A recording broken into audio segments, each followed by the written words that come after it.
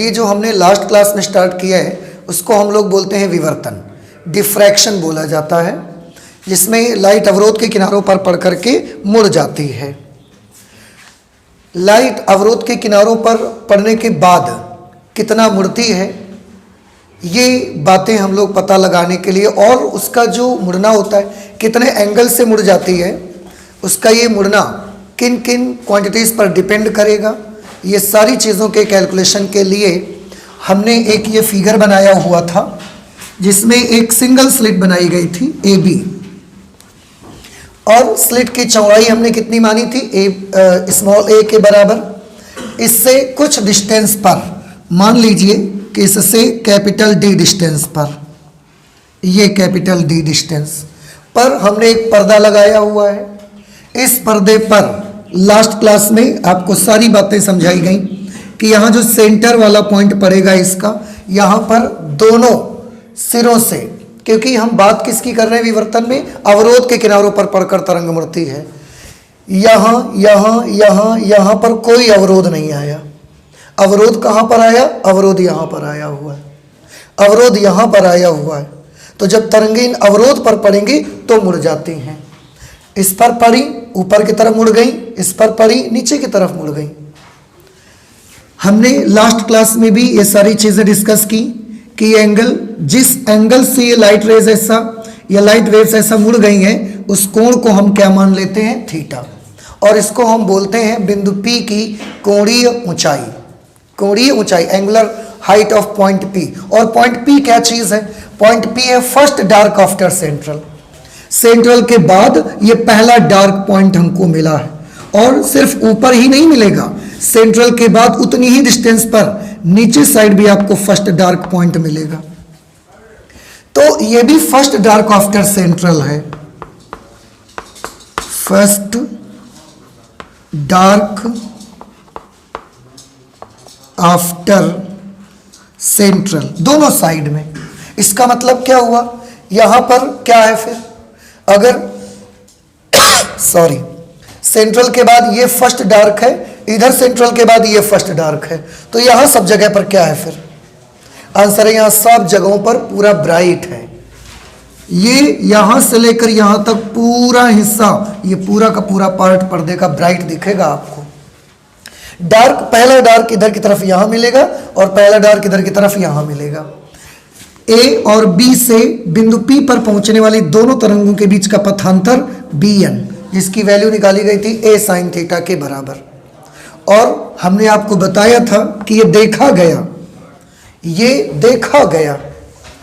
हम कर क्या रहे थे, एक्चुअली हम पॉइंट P को ये बता रहे थे कि पॉइंट P डार्क क्यों हुआ आखिरकार। अगर ये सब इतना पोर्शन पूरा ब्राइट है तो एक तरफ जब चलते गए तो यहाँ पॉइंट P मिला, और ये वाला पॉइंट P डार्क क्यों हो गया, हम उसको एक्सप्लेन करके आपको दिखाना चाहते हैं। तो उसके लिए हमने A और B से चलकर बिंदु P पर पहुंचने वाली तरंगों के बीच का पथांतर BN is equal to A sine theta के बराबर निकाला, जहां पर A है फ्रिंज, इसकी स्लिट की चौड़ाई, और थीटा है कि बिंदु P की कोणीय ऊंचाई, एंगुलर हाइट, कितनी कोणीय ऊंचाई पर पॉइंट P हमको मिल रहा है, वो थीटा एंगल यहाँ पर दर्शाता है। लास्ट क्लास में हमने बताया कि बिंदु P के बारे में हमने एक बड़ी स्पेशल चीज़ देखी। स्पेशल चीज़ ये देखी कि बिंदु A से चलकर जो तरंगें P पर पहुंच रही थी और बिंदु B से चलकर जो तरंगें P पर पहुंच रही थी, मतलब ये वाली वेव और ये वाली वेव, इन दोनों तरंगों के बीच का पथांतर, अर्थात ये BN की वैल्यू, दोनों तरंगों के बीच का पथांतर जब लैम्डा के बराबर होता है, उस वक्त हमें पॉइंट P डार्क मिलता है, जब लैम्डा के बराबर होता है। सुपरपोजिशन प्रिंसिपल में हमने एक चीज पढ़ी थी कि अगर दो तरंगों के बीच का पथांतर लैम्डा बाई 2 होगा, 3 lambda by 2, 5 lambda by 2, 7 lambda by 2, 9 lambda by 2 होगा, लैम्डा बाई 2 का विषम गुणज, कि नहीं विषम गुणज, लैम्डा बाई 2 का विषम गुणज होगा तो वहां पर आपको क्या मिलेगा, डार्क पॉइंट। और अगर लैम्डा का पूर्ण गुणज होगा तो फिर वहां क्या मिलेगा, ब्राइट पॉइंट। A और B से बिंदु P पर जो तरंगे पहुंची उनके बीच का पथांतर कितना है, लैम्डा, उसके बावजूद भी यहां पर क्या मिल रहा है, डार्क पॉइंट। तो ये हमने देखा, हमने कोई कहानी बनाई नहीं, ये हमने देखा कि ए और बी से जो तरंगे जाती हैं बिंदु पी पर, उनके बीच का पाथ डिफरेंस जब लैम्डा के बराबर होता है ना, उस समय पॉइंट पी हमको डार्क मिलता है। बल्कि सुपरपोजिशन प्रिंसिपल से पथांतर लैम्डा होने पर ब्राइट पॉइंट मिलना चाहिए। कुछ बात समझ में आई आपको? फिर से एक बार कि सुपरपोजिशन प्रिंसिपल से दो तरंगों के बीच का पथांतर अगर लैम्डा है तो वहां क्या कौन सा पॉइंट मिलना चाहिए? आंसर है that should be a bright point, उसको एक ब्राइट पॉइंट होना चाहिए। But in the diffraction pattern we saw that at point P when the path difference between these two lines are lambda then point P is dark point। उस समय point P एक dark point है। ये क्यों हुआ, इसी चीज को तो हम एक्सप्लेन करना चाहते हैं आपको, समझ रहे हैं? अब इसी के बारे में मैं कल भी आपसे चर्चा कर रहा था कि लैम्डा पथांतर होने के बावजूद भी ये पॉइंट P डार्क है। इसको वेव थ्योरी के साइंटिस्ट से बोला गया कि आप इसे एक्सप्लेन करिए। उन्होंने एक्सप्लेन किया इसको। अब एक्सप्लेन करने में जो भी बातें आपको बताई जाएंगी, या तो उन बातों को आप मानेंगे या तो उन बातों को आप नकार देंगे कि नहीं हम तो भाई ये नहीं मानेंगे। तो अगर आप नहीं मानते हैं तो फिर आप अपनी बात बताओ कि क्यों आप कह रहे हो, और या तो उनकी बात को मान लिया जाए। ठीक है, तो अगर उनकी बात सही लगेगी तो हम मान लेंगे, और नहीं तो आप बताइए अगर आपके पास कोई है तो ये चीज़। तो आप देखो कि इन्होंने कैसे एक्सप्लेन किया उस समय, और लोगों ने उसको माना कि नहीं माना, ये चीज़ हम आगे चल देख रहे हैं। देखिए कैसे एक्सप्लेन किया उन्होंने। फिर से एक बार, ए से जो तरंग पी तक गई है और बी से जो तरंग पी तक गई है, दोनों के बीच का पथांतर कितना है? B N. और मैंने क्या बताया कि हमने देखा कि जब दोनों के बीच का पथांतर लैम्डा होता है तो पॉइंट पी डार्क मिलता है। तो दोनों के बीच का पथांतर कितना है? लैम्डा। हमने क्या किया, ये जो इतनी बड़ी स्लिट है ना पूरी, यहां से यहां तक, इतनी बड़ी स्लिट को हमने बोला दो बराबर भागों में डिवाइड कर लीजिए। 2 इक्वल पार्ट्स में इसको डिवाइड कर लीजिए। 2 इक्वल पार्ट्स में डिवाइड करेंगे तो आधा भाग, देखो पूरा ये यहां से यहां तक है, ये वाली वेव और यहां से जो वेव चली है, इन दोनों के बीच का पथांतर लैम्डा बाई 2 है ना, सॉरी लैम्डा है पथांतर। एक वेव यहां से चली ऐसे, एक वेव यहां से चली, इन दोनों के बीच का पाथ डिफरेंस लैम्डा है। तो हमने इसको, ये पूरा जो हमारा स्लिट है, इसको हमने 2 इक्वल पार्ट्स में डिवाइड कर लिया। इस पॉइंट को हमने मान लिया O, कुछ भी मान लो, जरूरी नहीं है कि आप O ही मानो, इसको हमने O मान लिया। अब आप मुझे एक चीज बताएं, क्योंकि A से B तक इतनी बड़ी स्लिट है, यहां से वेव फ्रंट्स की फॉर्म में लाइट ऐसे आ रही होगी। हाइगेंस वेव प्रिंसिपल से इस पे जितने भी पॉइंट्स होंगे, जितने भी पॉइंट यहां पर होंगे, उस सारे के सारे पॉइंट क्या बन गए होंगे? उस सारे के सारे पॉइंट अपने आप में लाइट सोर्स बन गए। हाइगेंस प्रिंसिपल पढ़ा है सबने? तो ये सारे के सारे पॉइंट्स क्या बन गए हैं? अपने आप में लाइट सोर्स बन गए। सबसे अपनी अपनी एक एक लाइट निकल रही है। तो हमने जब 2 बराबर पार्ट्स में डिवाइड कर दिया, एक भाग कौन सा बना? AO, और दूसरा भाग कौन सा बन गया? OB। इतना समझ आ गया? A से जो वेव जा रही है और B से जो वेव जा रही, इन दोनों के बीच का पथांतर कितना है? लैम्डा। अभी हम बार बार बता रहे हैं आपसे, और कल से ये बात बता रहे हैं, अब तो रट जानी चाहिए ना आपको कि A से जो वेव P तक गई है और B से चलकर जो P पर गई है, तो डार्क पॉइंट बनने के लिए हमने देखा कि इन दोनों के बीच कितने का पथांतर है? लैम्डा। तो क्या आप मुझे बता सकते हैं, यहां से गई और यहां से गई तो पथांतर लैम्डा। अगर वेव यहां से गई है और एक वेव यहां से गई है, तो उसका पथांतर कितना होना चाहिए? Lambda by 2। बड़ा सिंपल है। पूरी एक वेव A से गई है, एक वेव B से गई है, तो इनके बीच का पथांतर कितना है? लैम्डा है। तो इस वाली वेव और इसके मिड पॉइंट से जो वेव जाएगी, उनके बीच का पथांतर कितना आना चाहिए? Lambda by 2। ये तो सबको क्लियर है ना? ओके, अब ध्यान से देखिएगा, ये वाली वेव और ये वाली वेव के बीच का पथांतर कितना हो गया? Lambda by 2।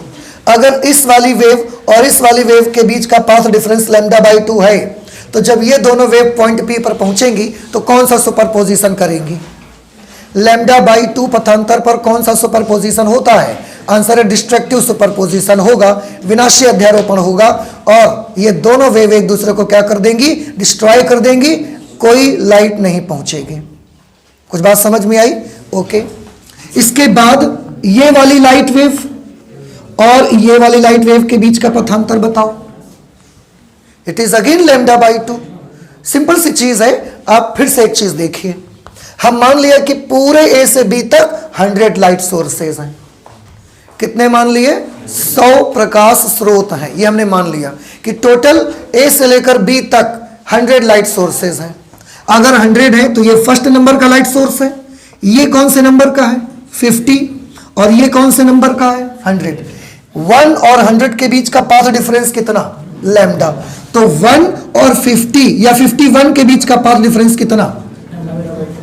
अब अगर 1 और 51 के बीच का पाथ डिफरेंस लैम्डा है, तो अगली ले ली हमने 2 और 52 के बीच का कितना पाथ डिफरेंस होगा? फिर लैम्डा बाई 2। भाई उधर से भी थोड़ा खिसक गए, इधर से भी एक नंबर खिसक गए, तो फर्स्ट नंबर और यहां पर 52 नंबर, इनके बीच का पाथ डिफरेंस कितना आएगा? इनके बीच का पाथ डिफरेंस भी लैम्डा बाई 2 आएगा। अगर इनके बीच का पाथ डिफरेंस लैम्डा बाई 2 होगा, ये भी वेव्स पॉइंट पी पर पहुंची, पर पॉइंट पी पर जब पहुंची तो उनके बीच का पाथ डिफरेंस कितना है? Lambda by 2। और लैम्डा बाई 2 पाथ डिफरेंस होने पर कौन सा सुपरपोजिशन होगा? Destructive superposition. और डिस्ट्रक्टिव सुपरपोजिशन में दोनों वेव एक दूसरे को डिस्ट्रॉय कर देंगी। पॉइंट पी कैसा मिलना चाहिए? डार्क। यहां से थर्ड वेव चली, यहां से 53 चली, इसकी थर्ड, AO वाले पार्ट की थर्ड और OB वाले पार्ट की 53 वेव, इनके बीच का पाथ डिफरेंस कितना होगा? Again lambda by 2। उधर से भी क्योंकि हम एक खिसक है, इधर से भी एक खिसक गए, फिर से दोनों के बीच का पाथ डिफरेंस कितना? लैम्डा। तो 3 और 53 के बीच का पाथ डिफरेंस कितना हो गया? Lambda by 2। अगर पाथ डिफरेंस लैम्डा बाई 2 हो गया तो लैम्डा बाई 2 पाथ डिफरेंस पर कौन सा सुपरपोजिशन होगा? Again it will be destructive superposition and they will destroy each other, and at point P we will find that it is dark. एक बार फिर से पॉइंट P पर हम पाएंगे कि ये कैसा हो चुका है? ये डार्क हो गया है। समझ रहे? अब अगली कौन सी वेव आएगी? AO पार्ट की 4th वेव और OB पार्ट की 54th वेव। अब इनके बीच का पथांतर कितना होगा? Lambda by 2। फिर ये खत्म, फिर AO पार्ट से 5वीं आई, यहां से 55वीं आई, दोनों के बीच का पथांतर फिर खत्म। उधर से 10वीं आ गई, इधर से कौन सी गई? 60वीं। तो इधर की 10th वेव और इधर की कौन सी? 60 नंबर की वेव, दोनों के बीच का पथांतर कितना आएगा? Lambda by 2। ये डिस्ट्रॉय हो जाएंगे। इधर 20 नंबर की वेव आएगी, इधर 70 नंबर की वेव आएगी, दोनों के बीच का पाथ डिफरेंस लैम्डा बाई 2, फिर डिस्ट्रॉय हो जाएंगे। कहने का मतलब यूं कि इसमें जितनी भी वेव आप यहां से पॉइंट पी पर पहुंचेंगी, उस हर वेव के संगत OB पार्ट में एक वेव ऐसी जरूर होगी जिनमें से उस वेव और इस वेव के बीच का पाथ डिफरेंस कितना बन जाया करेगा? Lambda by 2। और लैम्डा बाई 2 पाथ डिफरेंस बन जाने पर पॉइंट पी पर जब ये पहुंचेंगी तो एक दूसरे को डिस्ट्रॉय कर देंगी, और वहां पर क्या मिलेगा हमको? डार्क मिलेगा। इस तरीके से 151 से, 252 से, 353 से, 1060 से, 2070 से, 30 80 से, 40 90 से और 50 100 से, सारी की सारी वेव एक दूसरे के साथ लैम्डा बाई 2 पाथ डिफरेंस बना बना के क्या हो जाती हैं? 0 हो जाती हैं। अब ये मुझे बताइए, यहां की 50 नंबर की वेव और ये 100 नंबर की वेव, इन दोनों के बीच का पाथ डिफरेंस भी कितना होगा? Lambda by 2। तो जब ये भी जाएंगे तो वहां पर लैम्डा बाई 2 पाथ डिफरेंस पर डिस्ट्रक्टिव सुपरपोजिशन करेंगी और पॉइंट P को क्या कर देंगी? 0। अब ये मुझे बताओ कौन सी वेव है इस पूरे सोर्स में जो वहां पहुंच के ब्राइट करेगी जाकर के? Answer is no wave. कोई वेव बची ही नहीं। हर वेव जोड़ी जोड़ी बना के क्या हो रही हैं? डिस्ट्रॉय ही तो हो रही हैं। और हर वेव जोड़ी जोड़ी बनाकर अगर डिस्ट्रॉय हो जाएगी तो पॉइंट P पर कोई ऐसी वेव नहीं पहुंचेगी जो वहां पर पर्दे को चमका सके। अमन भैया समझ में आई बात बेटा आपको? तो इसलिए पॉइंट P पर क्या मिलेगा आपको? पॉइंट पी पर हमेशा डार्क पॉइंट मिलेगा, आपको ब्राइट पॉइंट नहीं मिलेगा। अब आप बताइए, क्या आपको यह बात समझ में आई कि नहीं आई? आई। तो वेव थ्योरी ने यह एक्सप्लेनेशन दिया। अब इसमें से आप बहुत सारी बातें सोच सकते हो, आप बहुत सारी बातें सोच सकते हो। आप ये सोच सकते हो कि 1 नंबर वाली वेव 51 वाली से ही क्यों सुपरपोज करेगी? सोच सकते हो आप। फर्स्ट नंबर वाली वेव लास्ट वाली से सुपरपोज क्यों नहीं करेगी? आप ये हमसे क्वेश्चन पूछ सकते हैं, या आप अपने मन ही मन में ये चीजें सोच सकते हैं कि ऐसा इसमें डिफ्रैक्शन में क्या होता है जिससे ये 1 नंबर वाली वेव जाकर के केवल और केवल 51 वाली से ही सुपरपोज करेगी, या हर एक वेव λ/2 पाथ डिफरेंस वाली वेव को पहचानेगी और उसे सुपरपोज करेगी? फर्स्ट वाली 100 से अर्थात लैम्डा वाली से सुपरपोज क्यों नहीं करेगी? ये आप सोच सकते हैं। और उसी का तो जवाब मैं आपको कल से देना चाहता हूं कि आप जो कुछ भी सोचेंगे, अगर आप ये सोचते हैं, मैंने आपको एक एक्सप्लेनेशन दिया, वेव थ्योरी ने आपको एक एक्सप्लेनेशन दिया, अब आप नहीं अगर मान रहे हो तो आप अपना एक्सप्लेनेशन बताओ, इसको डार्क करो। भाई पॉइंट पी लैम्डा पथांतर होने पर ए से जो वेव गई और बी से जो वेव गई है, इन दोनों वेव्स के बीच का पथांतर लैम्डा था। उस समय पॉइंट पी हमको कैसा मिला है? डार्क। वेव थ्योरी ने उसको आपको समझाया कि ए और बी से चलने वाली तरंगे जब बिंदु पी पर पहुंची, उनके बीच का पथांतर लैम्डा है और वहां डार्क मिला, इस वजह से डार्क मिला। अब आपको लगता है कि नहीं ये एक्सप्लेनेशन सही है तो मान लो, नहीं तो आप अपना बता दो फिर और डार्क करो इसको। अब आप कहोगे कि ये वाली वेव लैम्डा वाली से करेगी, ये वाली वेव लैम्डा वाली से करेगी, तब तो ब्राइट मिलेगा। हाँ, लेकिन पी तो डार्क मिल रहा है ना आपको, डार्क की एक्सप्लेनेशन बताओ मुझे। तो उस वक्त लोगों के पास कोई जवाब नहीं था, तो जाहिर सी बात है आपको हमारी बात माननी ही पड़ेगी। और एक्सप्लेनेशन में कुछ गलती भी नहीं लग रही है, ठीक तो लग रहा है। कहां गलती महसूस हो रही है? कोई गलती महसूस नहीं हो रही है, सब कुछ सही लग रहा है। इसलिए यह एक्सप्लेनेशन हमको बेस्ट लगा और हमने उसी को एडॉप्ट किया। पॉइंट पी हमने डार्क देखा, इसके बाद हमने ये एक्सप्लेन किया। हमने पहले एक्सप्लेन किया, बाद में वो डार्क हुआ, ऐसा नहीं है। या हम उसको ऑर्डर नहीं दे रहे कि तुम डार्क हो जाओ, हम वो डार्क क्यों हुआ आपको समझा रहे हैं। ये एक्सप्लेनेशन मैं आपको दे रहा हूं, मुझे जो समझ में आया। पॉइंट पी डार्क हुआ, तो पॉइंट पी डार्क क्यों हुआ, मुझे जो उसके बारे में समझ में आया वो मैंने आपको समझा दिया। अब अगर आपको लगता है नहीं, हम आपकी बात कैसे मान लें कि ये वेव हमेशा λ/2 वाली के साथ ही सुपरपोज क्यों करेगी, लैम्डा वाली के साथ क्यों नहीं करेगी? तो देखो, लैम्डा वाली वेव है भी नहीं बेटा, वहां पे केवल इसके और इसके बीच का पाथ डिफरेंस लैम्डा है। अगर एक वेव नीचे बढ़ जाओगे तो इसके नीचे बढ़ने पर तो कोई वेव नहीं है ना,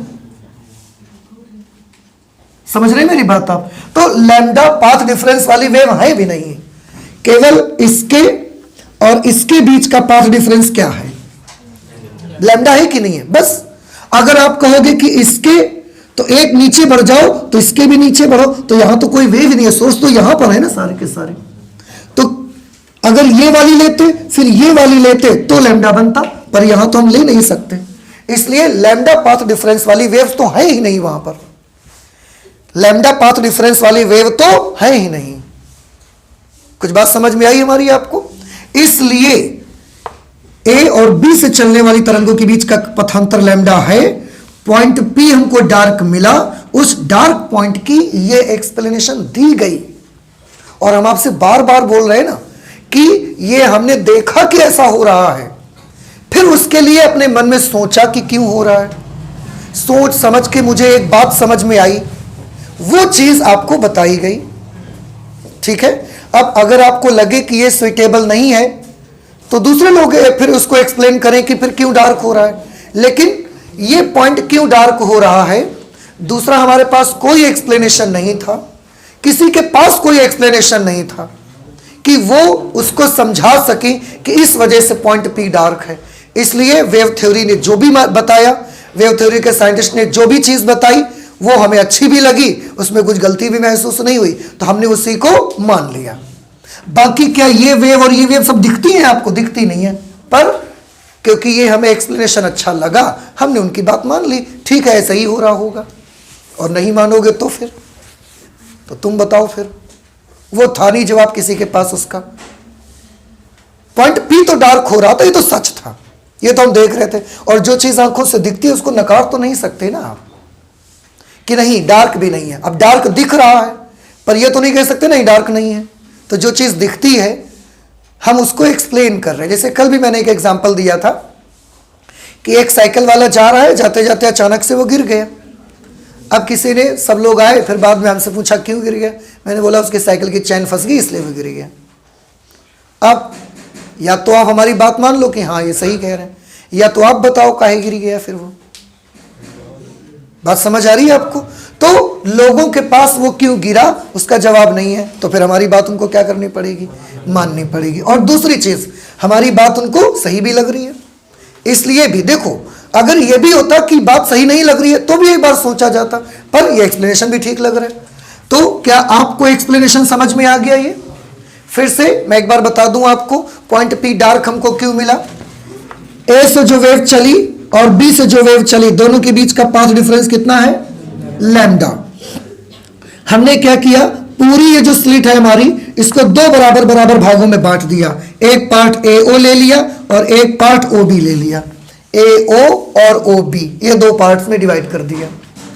अब हमने नंबर से आपको समझाया कि अगर ये मान लिया जाए कि इस स्लिट का हर पॉइंट एक लाइट सोर्स बन गया है हाइजेन प्रिंसिपल से, और मान लें कि यहां पर टोटल 100 प्रकाश स्रोत है, 100 प्रकाश स्रोत, तो 50 प्रकाश स्रोत एओ में पड़ गए और बाकी 50 किस में आ गए?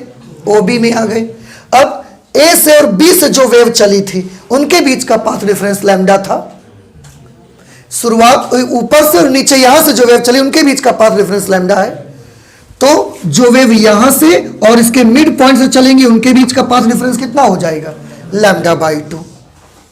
तो 1 वाली और 51 वाली के बीच का पाथ डिफरेंस लैम्डा बाई 2, और लैम्डा बाई 2 पाथ डिफरेंस होने पर कौन सा पॉइंट सुपरपोजिशन होता है? डिस्ट्रक्टिव। इसलिए पॉइंट पी पर डिस्ट्रक्टिव सुपरपोजिशन हुआ और वहां हमको डार्क पॉइंट मिला। ऐसे ही सेकंड नंबर वाली 52 से, 3 नंबर वाली 53 से, 10 वाली 60 से, 20 वाली 70 से, 30 वाली 80 से, 40 वाली 90 से और 50 वाली 100 से लैम्डा बाई 2 पाथ डिफरेंस बना के जोड़ी जोड़ी बना के वो डिस्ट्रक्टिव सुपरपोजिशन करेंगी और एक दूसरे को डिस्ट्रक्ट कर देंगी, खत्म कर देंगी।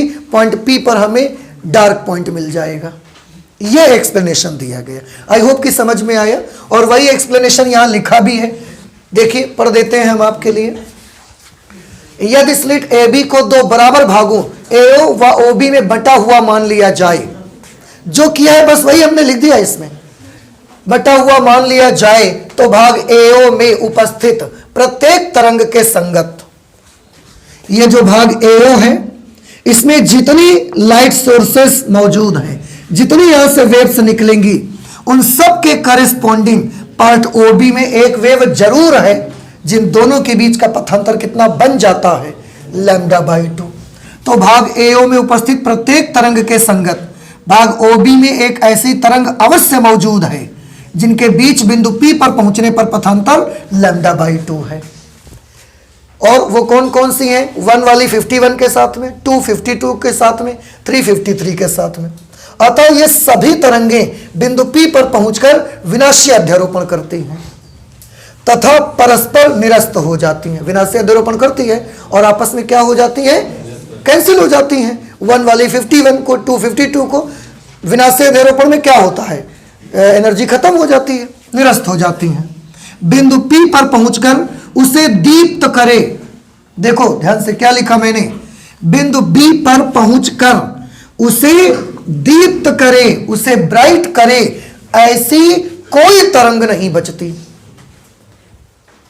और यही रीजन है, अतः बिंदु P एक अदीप्त बिंदु मिलता है, एक डार्क पॉइंट हमको मिलता है। कोई तरंग बची ही नहीं जो बिंदु P पर पहुंचे और उसके बाद उसे ब्राइट करे। सब जोड़ी जोड़ी बना के कैंसिल हो रही हैं, क्योंकि संगत उनके बीच जो पथांतर है वो λ/2 का बन रहा है, इस वजह से। और देखिए ये चीज न सिर्फ ऊपर की तरफ होगी बल्कि उतनी ही डिस्टेंस पर पर्दे पर नीचे भी ये चीज दिखेगी। अगर इतने डिस्टेंस पर ऊपर एक डार्क पॉइंट आपको दिखा है तो नीचे साइड में उतने ही डिस्टेंस पर एक डार्क पॉइंट आपको दिखेगा। कुछ बात हमारी समझ आ रही है आपको? ये डार्क पॉइंट यहां पर दिखेगा आपको। अच्छा, अब ये ऊपर भी डार्क पॉइंट नीचे भी, इसका एंगल कितना है? थीटा। मतलब लाइट यहां से गई, ऐसे सीधे यहां से गए वे फ्रेंड्स, और यहां जाकर के ऐसे उठ गए, थीटा एंगल से ये ऊपर की तरफ उठ गए। मतलब अवरोध पर पड़कर ये लाइट ऊपर की तरफ मुड़ गई, नीचे की तरफ मुड़ गई। कितने एंगल से मुड़ी? थीटा एंगल से। अब एक्सप्लेन तो हमने कर दिया, हम ये पता लगाना चाहते हैं कितने कोण से लाइट मुड़ गई है ऊपर की तरफ। इस एंगल को भी पता लगाना चाहते हैं तो थोड़े बहुत कैलकुलेशन हम करेंगे। बड़ा सिंपल कैलकुलेशन है, आप थोड़ा सा ध्यान से देखिए। पथांतर, क्या पथांतर लिया था हमने? bn, और bn की वैल्यू कितनी निकाली थी लास्ट क्लास में? a sin थीटा, याद आया? और पॉइंट P डार्क पॉइंट मिला है, उस समय पथांतर की वैल्यू कितनी होगी? पॉइंट P पर डार्क पॉइंट मिला, उस समय A और B से जो तरंगें चली उनके बीच का पथांतर कितना है? लैम्डा है पथांतर। तो for dark point, dark point के लिए जो पथांतर bn है उसकी वैल्यू कितनी है? हमने देखा कि उसकी वैल्यू लैम्डा है, तभी पॉइंट P हमको डार्क मिला।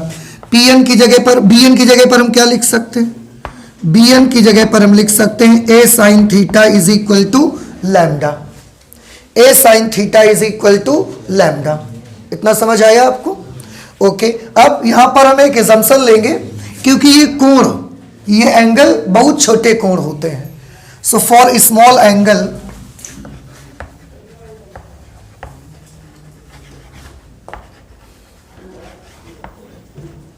फॉर स्मॉल एंगल्स, छोटे कोणों के लिए हम साइन थीटा की जगह पर क्या ले सकते हैं? थीटा। याद आया आपको? तो साइन थीटा की जगह थीटा ले लेंगे तो फिर क्या बन जाएगा ये? Therefore a into theta is equal to lambda. a into theta is equal to lambda. तो थीटा की वैल्यू बहुआ कितनी आ जाएगी? Lambda upon a। याद कर लीजिए इस फॉर्मूले को, बड़ा इंपॉर्टेंट फॉर्मूला है, क्योंकि यही वो एंगल है जिस एंगल से जब लाइट पड़ती है अवरोध के किनारों पर तो इस एंगल से वो मुड़ जाती है, चाहे ऊपर की तरफ मुड़े या नीचे की तरफ मुड़े। तो ये जो हमने लास्ट क्लास में देखा कि अवरोध के किनारों पर पड़कर प्रकाश क्या हो जाता है? मुड़ जाता है। तो कितने एंगल से मुड़ता है उस एंगल का ये फॉर्मूला है, जिसमें लैम्डा अपॉन a आ रहा है। कुछ बात हमारी समझ आ रही है आपको? नहीं समझ में आया? तो अवरोध के किनारों पर लाइट जब पड़ती है तो मुड़ जाती है, इस घटना को बोलते हैं विवर्तन, डिफ्रैक्शन। लेकिन कितनी मुड़ जाती है? अगर ये कोई पूछेगा तो क्या बताएंगे उसको? कितनी मुड़ जाती है? Lambda upon a। लैम्डा क्या चीज है? प्रयुक्त प्रकाश की तरंग दैर्ध्य, wavelength of the light used. जो लाइट आपने यूज किया है उसकी वेवलेंथ है। a क्या चीज है? a is the width of slit. Slit की चौड़ाई है, कितना चौड़ा स्लिट आपने काटा हुआ है। समझ आ रहा है? अब एक छोटी सी चीज और देखिए, लाइट का मुड़ना दो चीजों पर डिपेंड करता है। लाइट का जो मुड़ने का एंगल है ना, कि लाइट इतने एंगल से मुड़ जाती है, it depends upon two parameters. दो पैरामीटर्स पर डिपेंड करता है, एक जो लाइट आपने यूज की है उसकी वेवलेंथ पर, और दूसरा आपने कितनी चौड़ी स्लिट काटी है उस स्लिट की चौड़ाई पर भी डिपेंड करता है। देखिए, समझ रहे हैं आप?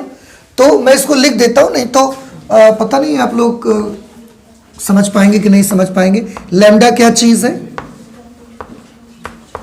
प्रयुक्त प्रकाश की तरंग दैर्ध्य। प्रयुक्त प्रकाश की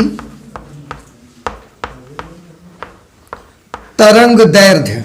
और ए क्या चीज है? ए है स्लिट की चौड़ाई। अब एक चीज मुझे बताइए सोच करके जरा, किस चीज का फॉर्मूला हमने बनाया कि लाइट जब भी अवरोध के किनारों पर पड़ेगी इतने एंगल से मुड़ जाएगी। अवरोध ऊपर है तो ऊपर की तरफ मुड़ जाएगी, अवरोध नीचे है तो नीचे की तरफ मुड़ेगी, और अगर अवरोध दोनों तरफ है तो दोनों तरफ मुड़ जाएगी, फिर इतने एंगल से लेकिन मुड़ेगी। अब ये मुझे बताइए कि लैम्डा के बढ़ने से लाइट ज्यादा मुड़ेगी कि कम मुड़ेगी? अगर हमने बड़ा लैम्डा यूज किया है लाइट का, तो लाइट के मुड़ने का एंगल ज्यादा होगा या कम होगा? ज्यादा होगा। आप देखो, क्योंकि लैम्डा पर अनुक्रमानुपाती है, तो लैम्डा जितना ज्यादा होगा लाइट का, लाइट के मुड़ने का एंगल भी उतना ही ज्यादा होगा। लैम्डा ज्यादा किस लाइट का होता है? रेड वाली लाइट का या वायलेट ब्लू लाइट का? रेड लाइट का लैम्डा ज्यादा होता है। इसलिए इसी स्लिट पर आप एक बार रेड लाइट डालो, इसी स्लिट पर आप रेड को हटा के ब्लू लाइट डालो, कौन सा ज्यादा ऐसे मुड़ जाएगा? रेड वाला ज्यादा मुड़ जाएगा और ब्लू वाला कम मुड़ेगा।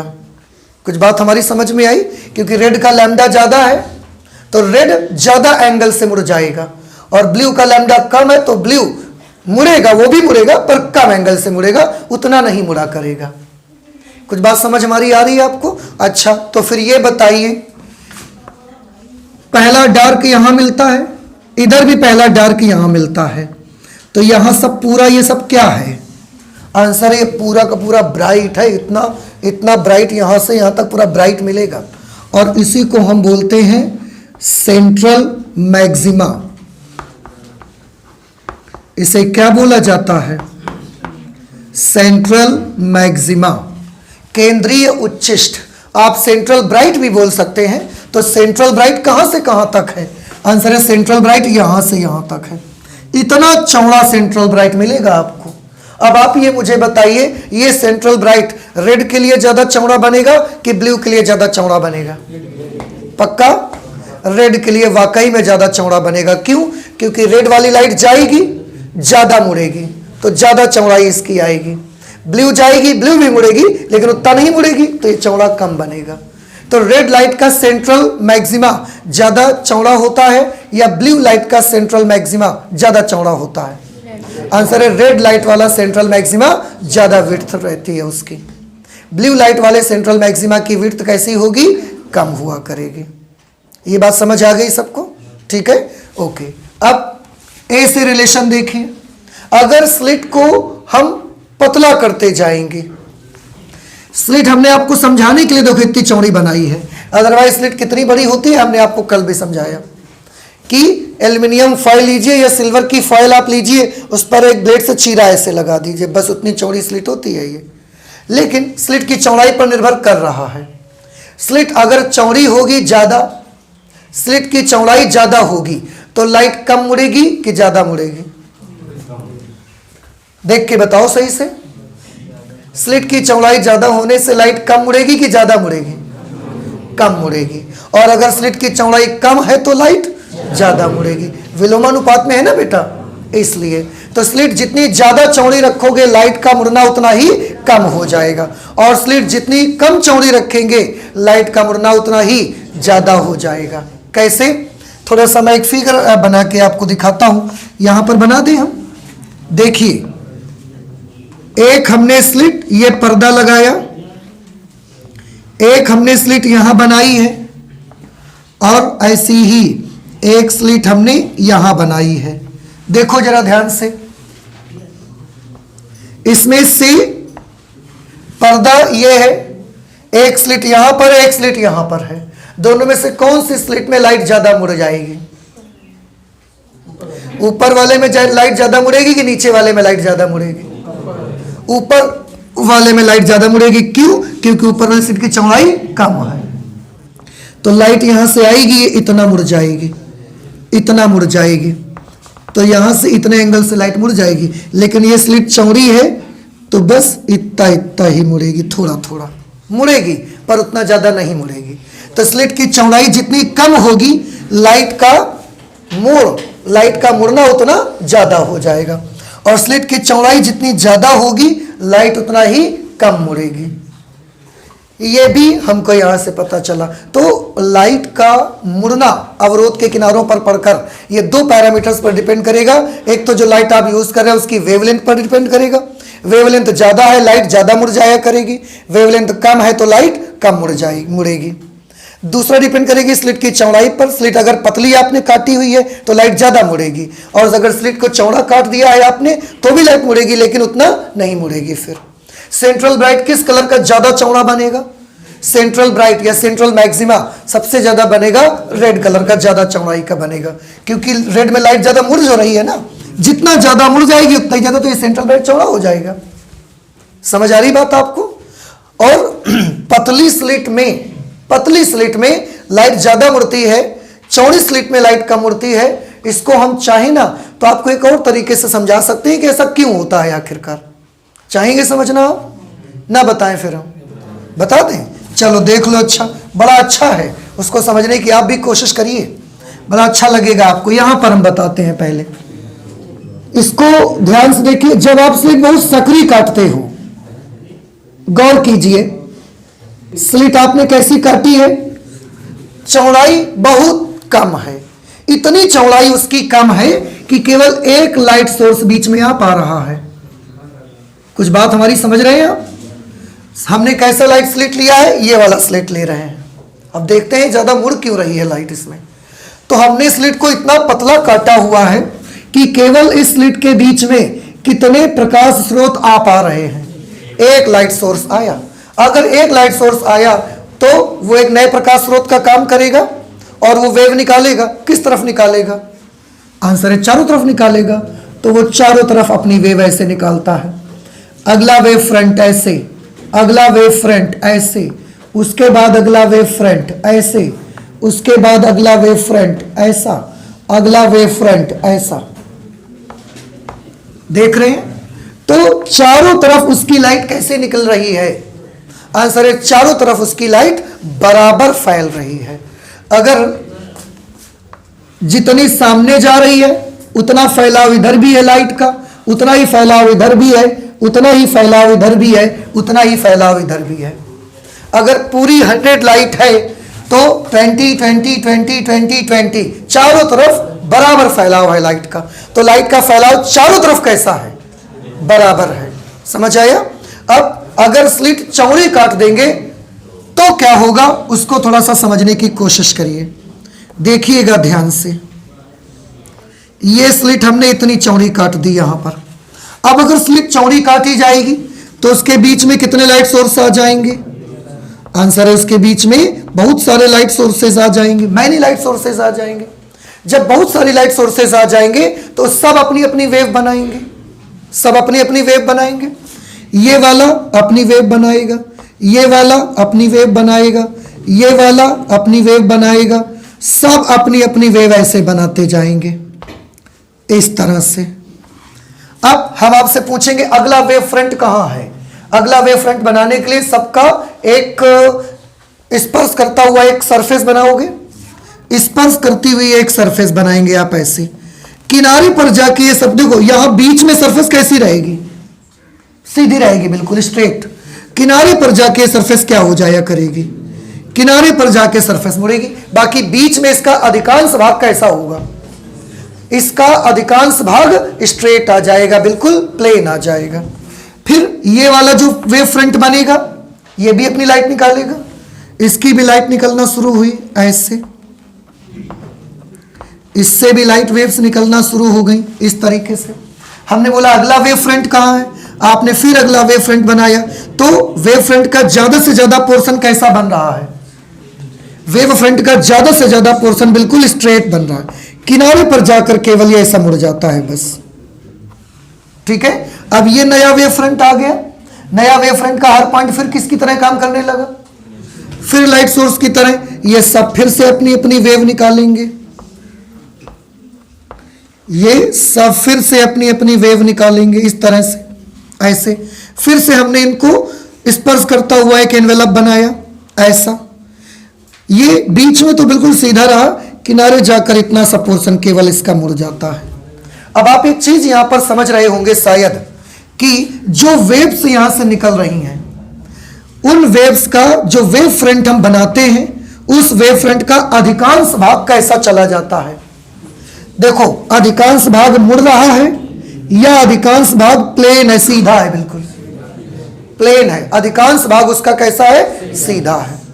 अगर वेव फ्रंट्स का अधिकांश भाग, most of the part of wave front is straight, इसका मतलब है ज्यादातर लाइट रेस कहां चली गई, लाइट वेव्स कहां चली गई, सीधी निकल गई। केवल थोड़ी सी लाइट वेव्स क्या हुई हैं, मुड़ी हैं। वह अधिकतर लाइट वेव्स कहां चली गई हैं, अधिकतर लाइट वेव्स सीधी ही चली गई हैं। अब थोड़ा सा पार्ट केवल मुड़ा हुआ है, बस इसका मतलब है ये अधिकांश भाग क्योंकि सीधा चला गया, तो हो सकता है यहां पर 90% पार्ट तो सीधा ही निकल गया उसका। 10% पार्ट में 5% इधर मोड़ आया है केवल, बस। और इस वाले में देखिए बराबर फैलाव आया था। तो अगर स्लिट सक्रिय है, तो चारों तरफ वेव्स का फैलाव कैसा मिलेगा, बिल्कुल इक्वल फैलाव आपको मिलेगा और ज्यादा प्रसार से किरणें चलेंगी। और अगर स्लिट ज्यादा चौड़ी है तो ज्यादातर प्रकाश तरंगे कहां चली जाएंगी, आंसर है ज्यादातर प्रकाश तरंगे सीधी चली जाएंगी, केवल थोड़ा सा पार्ट उसका क्या होगा, मुड़ेगा। इसीलिए आपको मैंने बताया, यहां देखो फॉर्मूले से भी दिखता है, फॉर्मूले से भी हमको दिख रहा है कि स्लिट अगर सक्रिय होगी तो लाइट ज्यादा मुड़ेगी, स्लिट अगर चौड़ाई ज्यादा होगी तो लाइट कम मुड़ेगी। और हम फिगर बना के भी समझ रहे हैं इसको, देखिए आप, कुछ बात हमारी समझ में आई। तो ये एक बड़ा ही वर्सेटाइल फॉर्मूला है, बड़ा पॉपुलर फॉर्मूला है, बड़ा इंपॉर्टेंट फॉर्मूला है, इसको याद रखना है। क्योंकि ये फॉर्मूला न सिर्फ डिफ्रैक्शन यहां पर, बल्कि जहां जहां भी लाइट अवरोध के किनारों पर पड़कर मुड़ जाया करेगी ना, तो लाइट कितना मुड़ेगी ये फॉर्मूला वहां पर आ जाएगा। लैम्डा अपॉन ए के बराबर लाइट मुड़ जाया करेगी। समझ में आया। और थीटा क्या चीज है, आंसर है थीटा है, थीटा हमने बोला था बिंदु P की कोणीय ऊंचाई। तो फर्स्ट डार्क पॉइंट जो मिला है आफ्टर सेंट्रल, उसकी कोणीय ऊंचाई कितनी मिली आपको, लैम्डा अपॉन ए। समझ रहे हैं हमारी बात, नहीं समझ रहे हैं, क्या सुना आपने, सेंट्रल मैक्सिमा के बाद जो फर्स्ट डार्क पॉइंट मिला है उसकी कोणीय ऊंचाई कितनी है, लैम्डा अपॉन ए। और ऐसा इधर भी नीचे की तरफ लैम्डा अपॉन ए, याद रहेगा आपको। तो प्रथम निम्निष्ठ इसको बोलेंगे। मैंने कल भी आपको बताया था कि यहां पर डार्क को क्या बोला करेंगे, निम्निष्ठ, और ब्राइट को बोलेंगे उच्चिष्ठ। तो प्रथम निम्निष्ठ की कोणीय ऊंचाई कितनी बनी, प्रथम निम्निष्ठ की कोणीय ऊंचाई,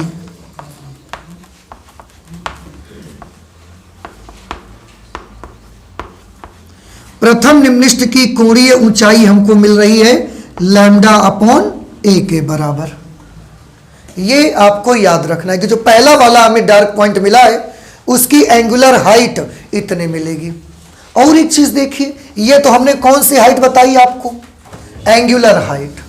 हम चाहें तो पर्दे पर ये वाली हाइट भी तो बता सकते हैं बउआ, ये, इसको कौन सी हाइट बोलेंगे, इसको बोलेंगे लीनियर हाइट, रेखीय ऊंचाई। और इसको हम मान लेते हैं कितना, h। मान लिया कि सेंट्रल ब्राइट से h हाइट जब जाओगे तो ये डार्क पॉइंट मिलेगा। कोणीय ऊंचाई लैम्डा अपॉन ए है। ये रेखीय ऊंचाई कितनी होगी जब पर्दे पर नापने जाओगे, ये तो एंगल के बारे में बात की है आपने। रेखीय ऊंचाई कितनी मिलेगी, यहां पर मैं फिर से इसी को लिख दूंगा, प्रथम निम्निष्ठ की कौन सी ऊंचाई की हम बात कर रहे हैं, रेखीय ऊंचाई, लीनियर हाइट की हम बात करना चाहते हैं। कितनी आएगी लीनियर हाइट, थोड़ा ध्यान से देखिएगा जरा गौर से। इसको हमने ऐसे बनाया है, ये ऐसे लाइन जा रही है, ये कितना है हाइट h, और यहां पर ये कोण कितना है थीटा। आपको नहीं लगता कि अगर ये हम ऐसा यहां पर आपको बना के ऐसे दिखाते, ये हाइट h है, ये कोण थीटा है, तो आपको ये नहीं लग रहा है कोण बराबर चाप बटे त्रिज्या कर लेनी चाहिए हमको, क्योंकि मैंने इतना ऊंचा दिखाया, वहां पर सब मिलीमीटर्स में होंगे सब डिस्टेंसेस। तो कोण बराबर चाप बटे त्रिज्या, और ये कितनी डिस्टेंस है स्लिट से पर्दे की दूरी कितनी डिस्टेंस है ये, कैपिटल डी। तो हम इसको क्या लिख सकते हैं, कोण बराबर चाप बटे त्रिज्या, मतलब theta is equal to H upon D. तो एच बराबर कितना आएगा, थीटा इंटू डी। रेखीय ऊंचाई H is equal to theta into D. तो जब जब आपको रेखीय ऊंचाई पता लगानी हो ना, आप थीटा में बस डी से मल्टीप्लाई करवा दिया करना।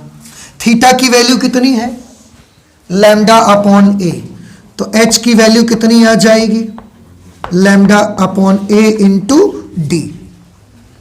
ये रेखीय ऊंचाई है किसकी, प्रथम निम्निष्ठ की, सेंट्रल ब्राइट के बाद पहले निम्निष्ठ की रेखीय ऊंचाई है। ये कितनी आई, लैम्डा अपॉन ए इंटू डी के बराबर ये रेखीय ऊंचाई।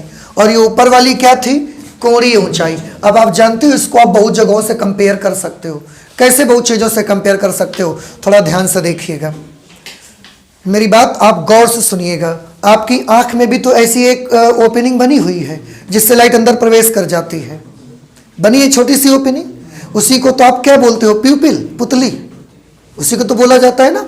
एक तो आइरिस है, आइरिस के बीच में भी एक छोटी सी जगह बनी है जो ब्लैक कलर का दिखता है, उसी को तो प्यूपिल बोलते हैं ना। और प्यूपिल में से ही लाइट अंदर प्रवेश करती है। तो जब लाइट आती है और प्यूपिल में से अंदर प्रवेश करती है, तो हमने इसको मान लिया अपनी आंख का प्यूपिल। कुछ समझ रहे मेरी बात, इस वाली चीज को हमने क्या मान लिया, अपनी आंख का प्यूपिल। और ये क्या है, हमारी आंख का रेटिना, क्योंकि यहां पर क्या बनता है, इमेज। तो यहां पर प्यूपिल और यहां पीछे थोड़ी दूर पर क्या आ रहा है, रेटिना। प्यूपिल से रेटिना तक का डिस्टेंस कितना होता है, आंसर है उतना ही होता है जितना आई लेंस की फोकल लेंथ होती है। जितना हमारे नेत्र में जो लेंस लगा है उसकी फोकस दूरी है, उतना ही यहां से यहां तक का डिस्टेंस है। अब वहां पर एंगुलर हाइट कितनी मिलेगी, उसके लिए हम क्या कर सकते हैं, यहां डी की जगह पर क्या लिख सकते हैं, क्योंकि ये डी है और हमारी आंख में ये चीज क्या होगी, लेंस की फोकस दूरी। तो हम डी की जगह पर क्या लिख दिया करेंगे, एफ लिख दिया करेंगे। कुछ समझ में आई आपको। तो हम ये भी कर सकते हैं, इसको तुलना हम अपनी आई से कर सकते हैं। और एक चीज देखिए, ये तो पहले निम्निष्ठ की कोणीय ऊंचाई है, ये पहले निम्निष्ठ की रेखीय ऊंचाई है। इसको देखिए, ये पूरा क्या है, ये पूरा है केंद्रीय उच्चिष्ठ, इसको कहा जाएगा। अगर हम आपसे पूछें कि केंद्रीय उच्चिष्ठ, पूरा जो केंद्रीय उच्चिष्ठ है उसकी हमें कोणीय चौड़ाई बताइए, केंद्रीय उच्चिष्ठ की कोणीय चौड़ाई।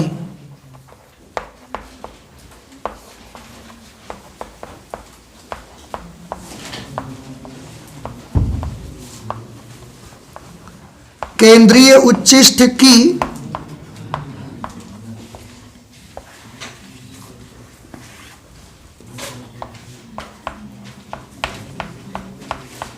बताओ, आप बता सकते हैं कि केंद्रीय उच्चिष्ठ कितना चौड़ा मिला है आपको, थीटा कोणीय चौड़ाई है या 2 थीटा कोणीय चौड़ाई है, देख के बताइए।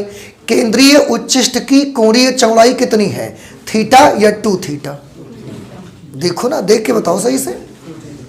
2 थीटा पक्का, हाँ बिल्कुल सही बताया आपने। इधर ये थीटा एंगल इधर गया और इधर थीटा एंगल ये इधर गया, तो केंद्रीय उच्चिष्ठ थीटा चौड़ा नहीं है, केंद्रीय उच्चिष्ठ पूरा केंद्रीय उच्चिष्ठ की चौड़ाई कितनी है, 2 थीटा। तो केंद्रीय उच्चिष्ठ की कोणीय चौड़ाई 2 और थीटा, थीटा की जगह पर लैम्डा अपॉन ए।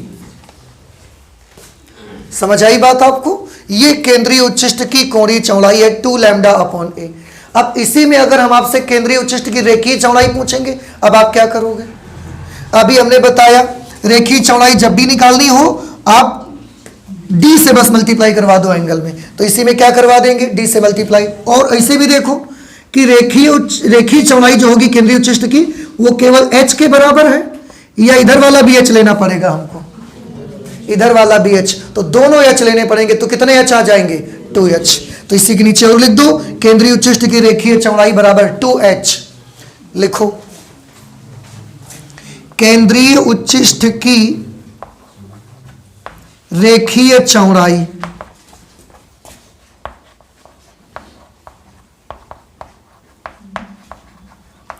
कितने के बराबर आएगी? 2h, और h की वैल्यू है lambda upon a into D, तो 2 lambda upon a into D. ये केंद्रीय उच्चिष्ट की रेखीय चौड़ाई आ जाएगी।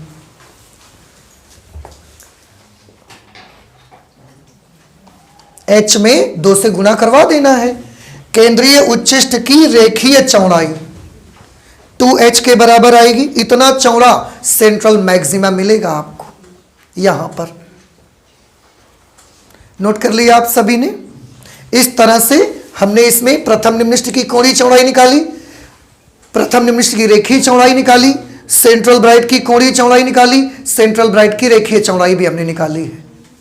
समझ आ रही बात आपको? तो ये हमने किया। अब थोड़ा सा और आगे बढ़ते हैं। देखो, हमने इस पॉइंट P का एक्सप्लेनेशन आपको दे दिया कि ये डार्क क्यों मिला। डिफ्रैक्शन जब हमने बताया आपको, उसमें ये बताया गया था कि जो हमारी ये शैडो रहेगी उसके बॉर्डर पर ब्राइट डार्क कुछ फ्रिंजेस मिलती हैं। अब हमने देखा कि यहां पर हमको क्या मिला? Dark point. अब हम और ऊपर जा रहे हैं, थोड़ा ध्यान से सुनिएगा। जब और ऊपर जाओगे डार्क रहा, यहां पर पहुंचे एक पॉइंट, हमको फिर से कैसा मिल गया? कैसा मिलेगा? डार्क मिलेगा। डार्क तो ये है भाई, पहले क्या मिला? ब्राइट के बाद क्या मिला?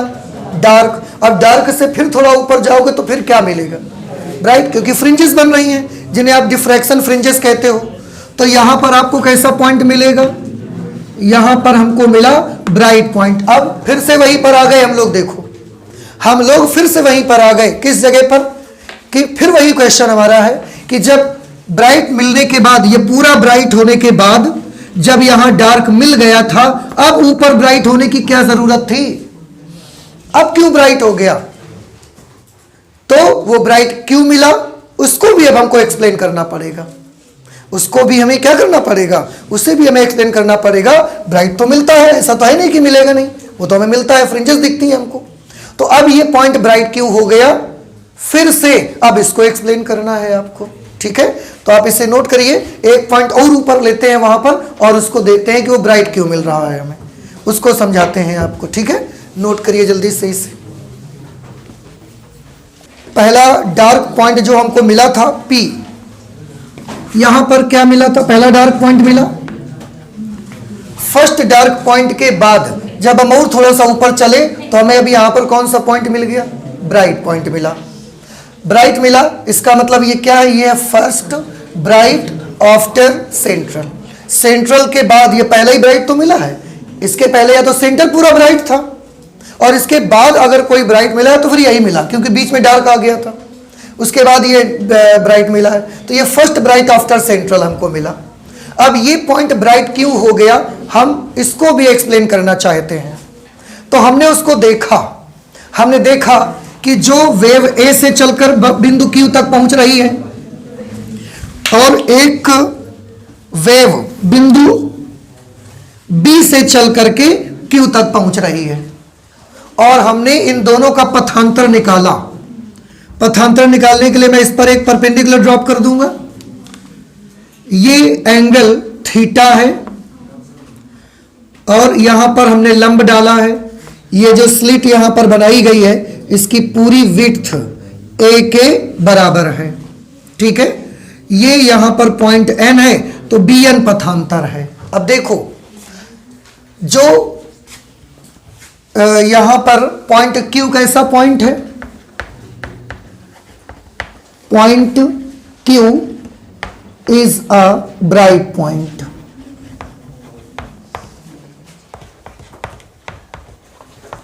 पॉइंट P कैसा पॉइंट है?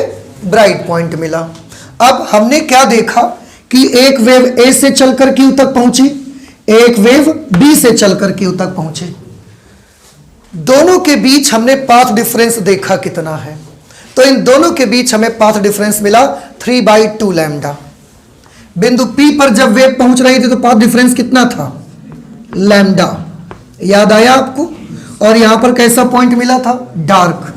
पॉइंट Q पर जब दोनों लाइट वेव्स पहुंची तो यहां पर हमने देखा कि पाथ डिफरेंस कितना है? 3/2 लैम्डा। ये हमने देखा कि ये जो दोनों वेव्स ब्राइट पॉइंट पर पहुंच रही हैं, इन दोनों के बीच हमने पथांतर नापा। वो पथांतर हमको मिला 3/2 लैम्डा। समझ आ रहे कुछ आपको? और 3/2 लैम्डा होने पर तो विनाशी अध्यारोपण होता है और वहां डार्क मिलना चाहिए, लेकिन डार्क नहीं, यहां पर हमको कैसा मिल रहा है? ब्राइट मिल रहा है। अब फिर वही बात आई कि ये क्यों हो गया भाई? 3/2 लैम्डा पर तो क्या होना चाहिए? डार्क होना चाहिए, पर ये तो ब्राइट पॉइंट मिल रहा है। तो इसको एक्सप्लेन करिए, ऐसा क्यों हो रहा है? अब हम फिर उसको एक्सप्लेन करेंगे कि वहां पर ब्राइट पॉइंट हमको क्यों मिला। तो ये हमने देखा कि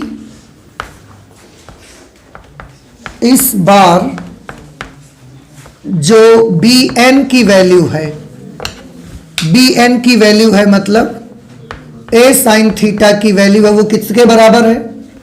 3/2 लैम्डा, यानी कि पथांतर कितना है? 3/2 लैम्डा।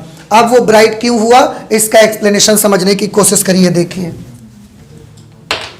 सुनिएगा गौर से मेरी बात। यहां पर A से B तक बहुत सारे लाइट सोर्सेज होंगे। उन जितने भी लाइट सोर्सेज है ना, हमने उन सभी लाइट सोर्सेज को 3 बराबर भागों में इस बार बांट दिया। कितने भागों में बटा हुआ मान लिया हमने? 3 बराबर भागों में बटा हुआ मान लिया। तो फर्स्ट वेव और लास्ट वेव के बीच कितना पाथ डिफरेंस है? 3 λ/2 या 3/2 लैम्डा, 3 λ/2। और हमने ये पूरे स्लिट को कितने पार्ट्स में डिवाइड कर दिया?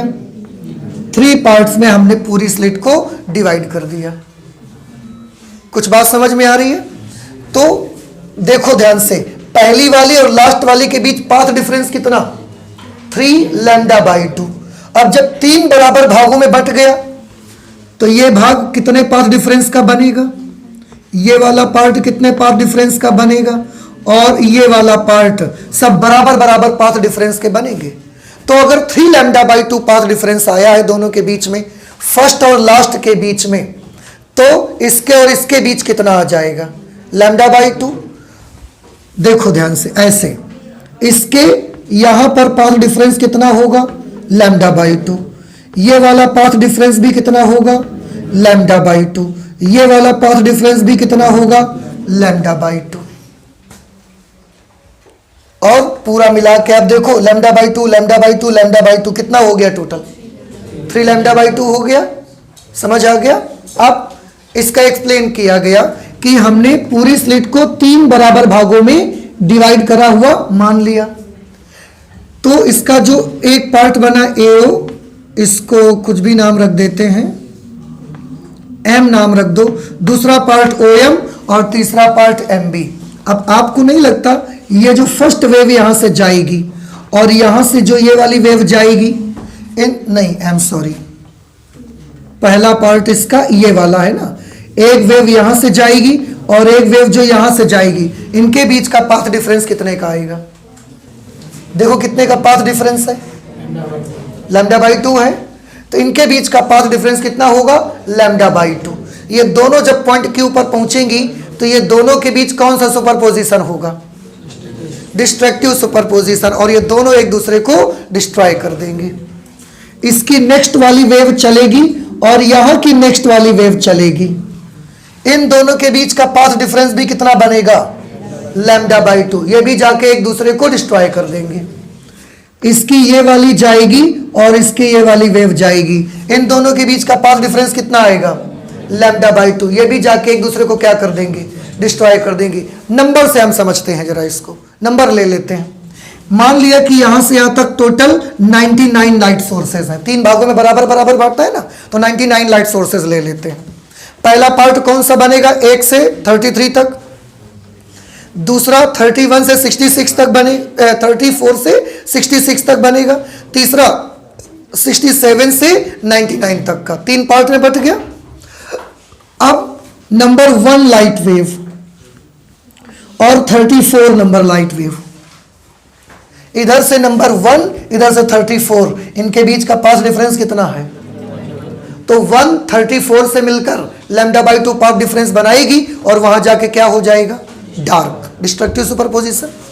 सेकंड नंबर 35 नंबर, फिर से पाथ डिफरेंस कितना? λ/2, डिस्ट्रक्टिव सुपरपोजिशन, वेव्स खत्म। इधर से थर्ड नंबर और उधर से 36, इनके बीच का पाथ डिफरेंस कितना आएगा?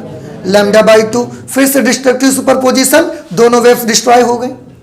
ऐसा कर करके इस वाली पार्ट की जितनी वेव्स हैं बेटा, सब इस वाले पार्ट से मिलकर क्या हो जाएंगी? डिस्ट्रॉय हो जाएंगी। तो ये दो पार्ट ऊपर वाले, AO पार्ट और OM पार्ट, इनसे जो वेव्स पहुंचनी थी वो पहुंच करके वहां डिस्ट्रक्टिव सुपरपोजिशन करेंगी और वहां पर पहुंचकर क्या कर देंगी? पॉइंट को डार्क। तो फिर ब्राइट काहे मिला? वहां तो ब्राइट मिल रहा है, आप तो डार्क का एक्सप्लेन कर रहे हो।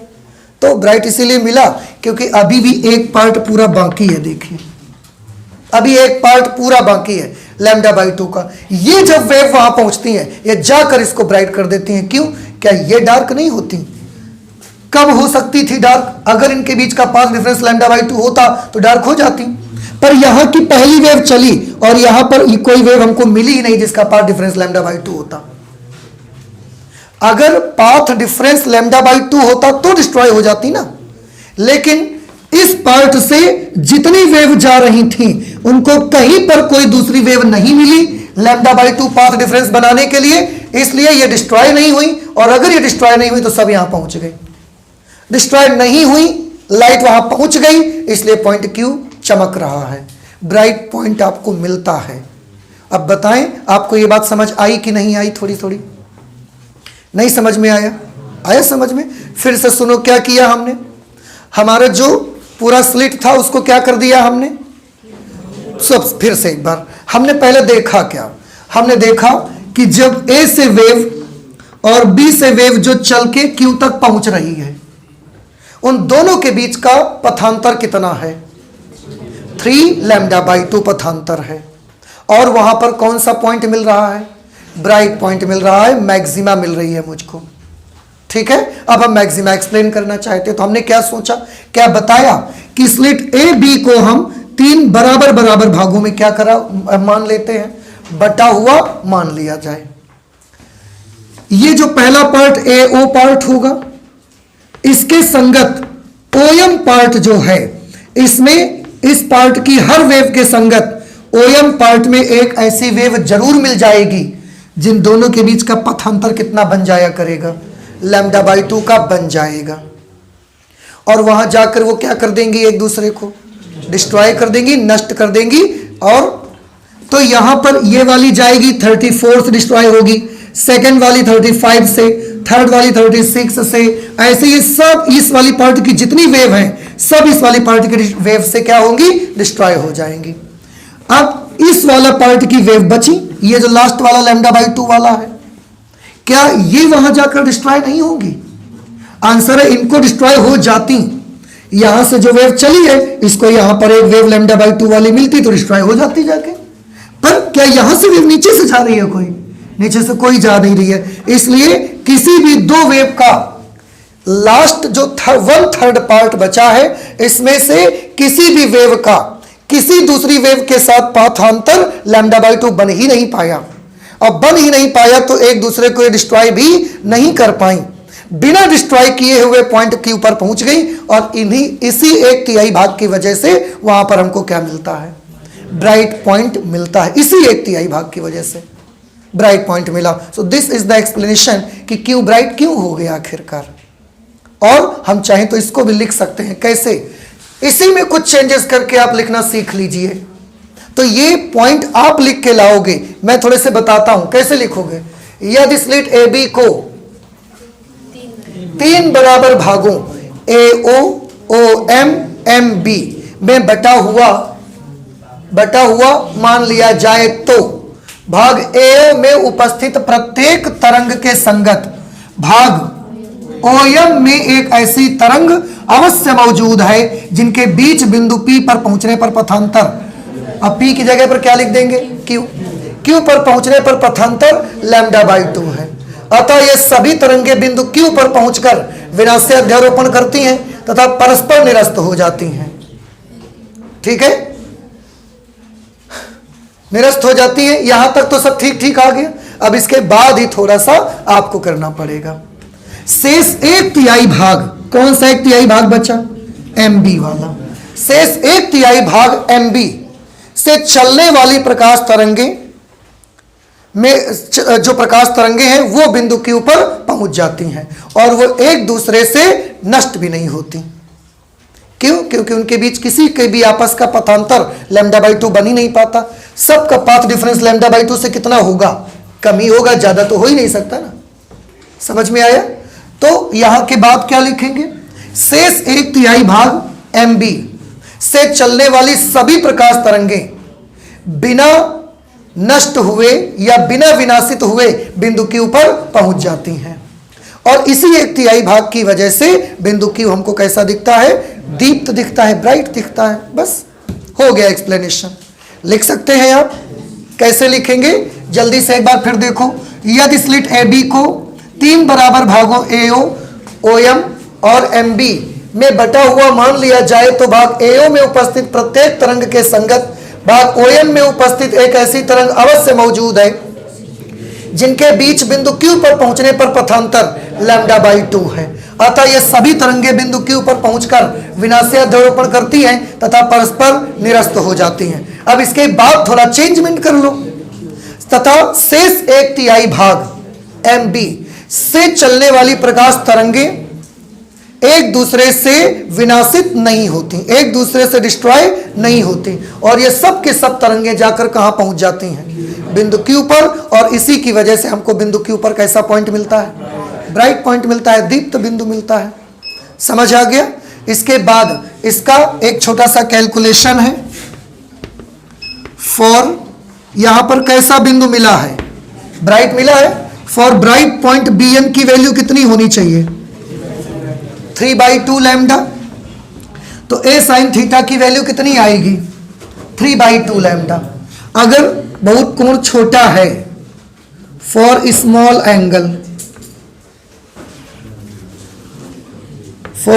Angle sine theta should be equal to theta. तो इस बार A थीटा की वैल्यू कितनी हो जाएगी? 3/2 लैम्डा। तो theta is equal to 3/2 lambda upon A। ये क्या है बता सकते हैं आप मुझे? थीटा का मान हमने निकाला है। क्या निकाला है? ये है, हाँ, किसकी? फर्स्ट ब्राइट आफ्टर सेंट्रल की कोणीय ऊंचाई आ गई है। प्रथम उच्चिष्ट, ब्राइट को क्या बोलेंगे? उच्चिष्ट। केंद्रीय उच्चिष्ट के बाद पहले उच्चिष्ट की कोणीय चौड़ाई, कोणीय ऊंचाई, सॉरी, रेखीय ऊंचाई निकालनी है तो इसी के साथ क्या कर दो? D से मल्टीप्लाई करा दो, रेखीय ऊंचाई बन जाएगी। समझ में आ गया? तो आपका ये नहीं लिख दोगे, पूरा इसी से हेल्प लेके लिखोगे। आपका होमवर्क ये है कि आप इसकी मदद से इसका एक्सप्लेनेशन लिखेंगे, ये कैलकुलेशन करेंगे और कौन कौन सी चीजें निकाल के लाएंगे सब लिखकर बाकायदे। क्या? प्रथम केंद्रीय उच्चिष्ट के बाद, या ना लिखो, प्रथम उच्चिष्ट की कोणीय चौड़ाई 3/2 लैम्डा अपॉन A। प्रथम उच्चिष्ट की रेखीय चौड़ाई 3/2 lambda upon A into D। ये दो चीजें आप लिख के लाओगे। अब इसमें वो दो मत लिखना केंद्रीय उच्चिष्ट वाली बात, क्योंकि केंद्रीय उच्चिष्ट केवल इतना ही था। समझ रहे हैं? बस ये दो लाइंस आपको लिखनी है। आपको समझ में आया? तो ठीक है, फिर आज इतना रखते हैं। आगे देखो, ये कैसा पॉइंट मिला है? ब्राइट। इसके ऊपर चलोगे तो फिर कुछ देर बाद जाके क्या मिलने वाला है? क्योंकि फ्रिंजेस बनी नहीं है तो ऊपर फिर कौन सा पॉइंट मिलेगा? डार्क। वो डार्क क्यों हो गया इसके बारे में भी समझेंगे हम लोग। और एक चीज देखिए, यहां पर कितनी लाइट पहुंची है? क्या 100% लाइट क्यों पर पहुंची है? तो कितनी पहुंची है? 1/3 पार्ट केवल पहुंचा है। 1/3 भाग लाइट का केवल बिंदु Q पर पहुंचा है। इसलिए वहां चमक भी कैसी होगी? क्या 100% वहां चमक होगी या इसकी तुलना में यहां चमक कम होगी? कम चमक होगी। 1/3 भाग पहुंचा है तो ब्राइटनेस कितनी आएगी? 1/9। स्क्वायर कर दो उसका, 1/9। तो जितना चमकदार सेंट्रल ब्राइट दिखेगा, क्योंकि सेंट्रल ब्राइट पर पूरी 100% लाइट पहुंच रही थी, जितना ब्राइट आपको सेंट्रल ब्राइट दिखेगा ना, उतना ब्राइट ये वाला ब्राइट नहीं दिखेगा। इससे कितना परसेंट यहां पर कम आएगी? 30% केवल यहां लाइट पहुंची है तो केवल 30%। यहां अगर 100% ब्राइट है तो ये केवल 30% ब्राइट है। 1/9 भाग केवल ब्राइट है वहां पर। यानी कि जैसे जैसे आप दूर जा रहे हो तो ऊपर जो चलने पर ब्राइट मिलेंगे उनकी चमक कैसी हो रही है, कम हो रही है। और इंटरफेरेंस में नहीं हो रहा था। इंटरफेरेंस में जितने ब्राइट पॉइंट थे सब बराबर चमकते थे। डिफ्रैक्शन में जैसे जैसे ऊपर चलेंगे तो ब्राइट पॉइंट मिलेंगे लेकिन वो बराबर नहीं चमकेंगे। जितना सेंट्रल ब्राइट चमकेगा उतना नहीं चमकेंगे वो, क्योंकि लाइट वहां कम पहुंचती है फिर, इसलिए चमक उसकी क्या हो जाएगी, कम हो जाएगी। ठीक है, आई होप कि ये चीज समझ में आ रही है। तो आप एक्सप्लेन करिएगा, इसको लिख के लाइएगा सारा कुछ। ठीक है, और बाकी बातें हम लोग करेंगे अब अगली क्लास पे। तो चलते हैं, मिलते हैं नेक्स्ट क्लास पे। Thank you.